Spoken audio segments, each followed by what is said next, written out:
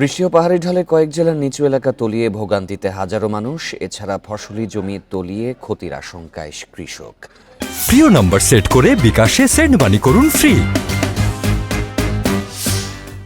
ফেনীতে মুহুরী, কহুয়া ও সিলোনিয়া নদীর 17 স্থানে বাঁধ ভেঙে প্লাবিত 80 গ্রাম।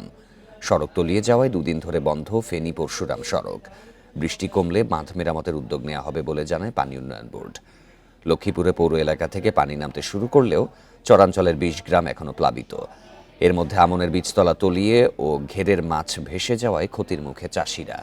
এদিকে গত 3 দিন ধরে নোয়াখালী জেলা শহরের বেশিরভাগ এলাকায় পানি থাকায় চরম ভোগান্তিতে বাসিন্দারা। দুর্ভোগের জন্য খাল দখল ও অপরিকল্পিত ড্রেনেজ ব্যবস্থাকে দুষছেন স্থানীয়রা। এদিকে পানি নেমে যাওয়ার দুদিন পর স্বাভাবিক হয়েছে খাগড়াছড়ি সাজেক সড়কে চলাচল। তবে রাঙামাটির লংগদুর সঙ্গে বন্ধ খাগড়াছড়ি যান চলাচল।